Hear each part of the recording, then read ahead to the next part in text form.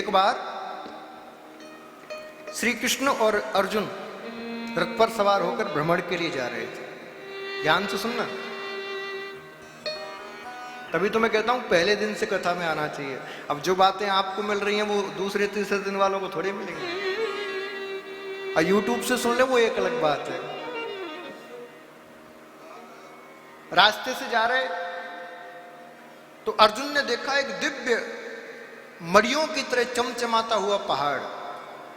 उस पहाड़ के ऊपर एक दिव्य ज्योति के समान कोई प्रज्वलित प्रकाश पुंज उत्पन्न था। अर्जुन ने भगवान से पूछा, बोले माधव ये इतना चमकीला पहाड़ कौन सा है, इसका नाम क्या है, और इसके ऊपर जो प्रकाश पुंज है वो कौन सा है?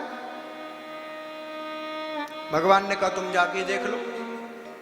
तो अर्जुन उस पहाड़ के ऊपर पहुंचे तो क्या देखा, उस पहाड़ के ऊपर एक संत तपस्या कर रहे हैं और संत के देह से वो प्रकाश निकल रहा था। संत को प्रणाम किया अर्जुन ने और कहा, बोले मैं अर्जुन हूं, मैं आपसे पूछना चाहता हूं कि ये इतना सुंदर पहाड़ कौन सा है और आप कौन हो? तो कहा ये पहाड़ नहीं है। तो बोले ये मेरी हड्डियां हैं। बोले हड्डियां? बोले हाँ, जितना तुम्हें हड्डियों का ढेर देख रहे हो मैंने इतनी बार जन्म ले चुका और मर चुका। बोले क्या मतलब? बोले बार बार मैं जन्म लेता हूं, अपने तप के प्रभाव से इन्हीं हड्डियों में से फिर प्रकट हो जाता हूं शरीर लेके, फिर मर जाता हूं, फिर प्रकट हो जाता हूं। इस प्रकार जन्म जन्म लेते लेते करोड़ों वर्ष मुझे बीत गई और मेरी उन शरीर की हड्डियों से ये पहाड़ बन गया। बोले इतनी कठोर तपस्या? बोले हाँ। आप किसके लिए कर रहे हो इतनी कठोर तपस्या? क्या आपको पूरी सृष्टि का ब्रह्म बनना है? बोले नहीं। तो क्या आपको स्वर्ग का राजा इंद्र बनना है? बोले नहीं। तो आपको त्रिलोकी का स्वामी बनना है? बोले नहीं। तो इतनी कठोर तपस्या कर क्यों रहे हो? संत बोले भैया मैं वृंदावन वास चाहता हूं इसलिए इतनी कठोर तपस्या कर रहा हूं। क्या चाहता हूं और हमको मिल गया तो हम उसकी कीमत नहीं समझते। अर्जुन की आंखों से झरझर आंसू बहने लगे। बोले आपकी तपस्या पूर्ण हुई? बोले क्यों? तो कहा नीचे वृंदावन बिहारी खड़े हुए हैं। अच्छा? बोले हाँ। और जैसे ही इतना कहा तुरंत ठाकुर जी ऊपर आ गए, प्रणाम किया। बोले प्रभु बड़ी देर कर दी आने में। बोले क्या करूं बाबा, तेरे प्रारब्ध में इतना था तो मैं क्या करता, मुझे तो देर होनी ही थी। प्रभु अब कृपा करो, मुझे ब्रजवास दे दो।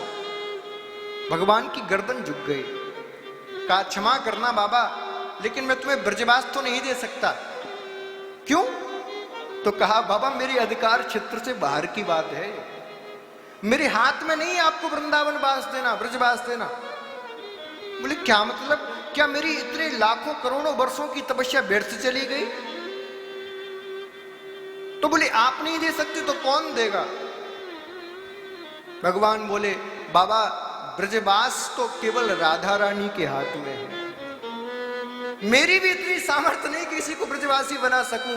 भैया यदि ब्रजवासी बनना है तो किशोरी जी की आराधना करनी पड़ेगी, वही कृपा करके ब्रजवास दिला सकती है। भगवान तो परीक्षा ले रहे थे।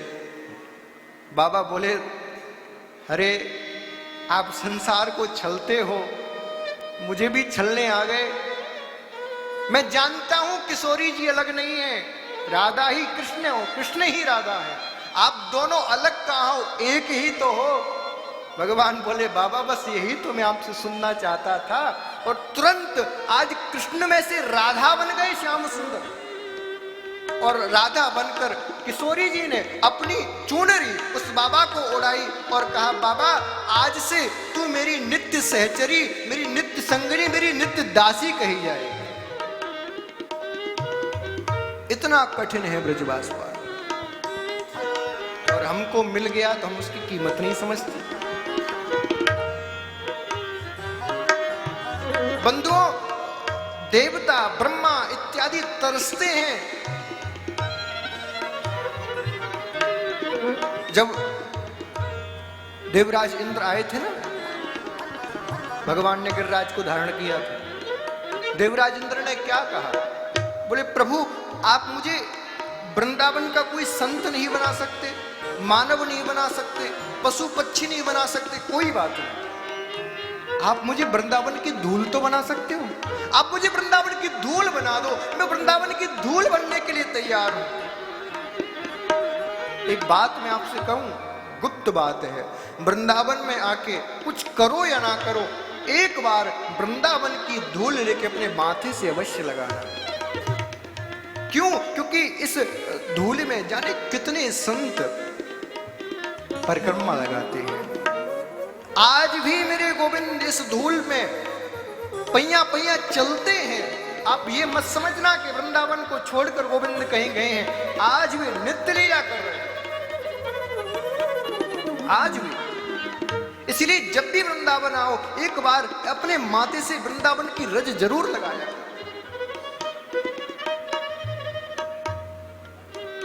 और बंधुओं, गोविंद को यदि कोई प्राप्त करा सकता है ना, तो उसका एक नियम है, आप डायरेक्ट पीएचडी क्लास में नहीं पहुंच सकते, पहले आगे की कक्षाएं पार करनी पड़ेंगी। उसी प्रकार वृंदावन में बिहारी जी को प्राप्त करने की एक पद्धति है। पहले आइए, पहले बिहारी जी की उपासना मत करिए, पहले ब्रज रज का भक्त बनिए। ब्रज रज के प्रति आपकी अपार श्रद्धा हो जाए, ब्रज रज के आप दास बन जाओ, फिर गुरु की शरण में जाइए। जब ब्रज में आप रमण करते करते करते करते करते करते आपकी समस्त प्रारब्ध के पाप मिट जाएंगे, फिर गुरु के पास जाओगे। तो गुरु आपको जैसे ही मंत्र देंगे ना कान में, मंत्र देते ही अंदर तक हिल जाओगे। हाँ, पक्की बात बता रहा हूं। जैसे ही गुरु मंत्र देंगे उस मंत्र का जाप करो, क्योंकि चार भगवान के स्वरूप है, नाम रूप लीला और नाम, ये चार स्वरूप है। आपने धाम की रज को माथे से लगा लिया, अब बात आई नाम की। गुरु ने आपको नाम दे दिया, अब जैसे ही उस गुरु द्वारा दिए गए नाम को आप जापोगे बार बार, जो भी आपको मंत्र दिया, और जैसे ही जप करोगे तो धीरे धीरे धीरे धीरे धीरे धीरे आपके सामने गोविंद की लीलाएं प्रकट होने लग जाएगी। ऐसी लीलाएं जो किसी शास्त्र में नहीं लिखी, किसी ग्रंथ में नहीं लिखी, किसी संत ने आपको नहीं बताया, वो लीला आपके सामने प्रकट होने लग जाएंगी। लीला, और जब लीला प्रकट हो जाएंगी, धाम की उपासना आप कर ही रहे हो, गुरु ने आपको मंत्र दे दिया, तो फिर भैया वो समय भी दूर नहीं आएगा जिस दिन बिहारी जी भी आपके सामने प्रकट हो जाए। वो समय भी दूर नहीं होगा जिस दिन फिर आप परिक्रमा लगाने जाओगे, और जैसे ही माथा टेका, माथा टेकते ही जैसे ही आप खड़े हुए, तुरंत बिहारी जी ने आपको हाथ पकड़ा और हाथ पकड़ के खींच के ले गए। वो समय दूर नहीं होगा, लेकिन पहले आपको उपासना करनी पड़ेगी, पद्धति से, नियमबद्ध से। हो सके तो वृंदावन में आके जूते चप्पल इत्यादि मत पहना करो।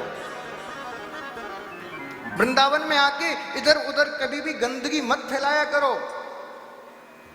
वृंदावन में आके इस बात का ध्यान रखो कि हम गोविंद के घर में हैं, हमारी वजह से कोई भी ऐसा कृत्य ना हो जिससे गोविंद का घर दूषित हो जाए, अपवित्र हो जाए।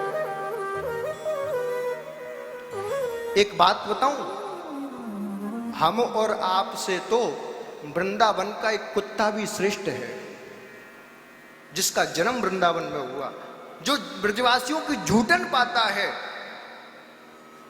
जो जो जो 24 घंटे वृंदावन में भ्रमण करता रहता है बिना किसी उद्देश्य के, वो कुत्ता हम और आपसे श्रेष्ठ है। आपको इस बात का ध्यान रखना चाहिए, आप सामान्य स्थान में नहीं हो। ये वृंदावन जो आप दर्शन कर रहे हो, ये धरती का हिस्सा नहीं है, ये धरती से अलग है साहब, ये दिव्य लोक है।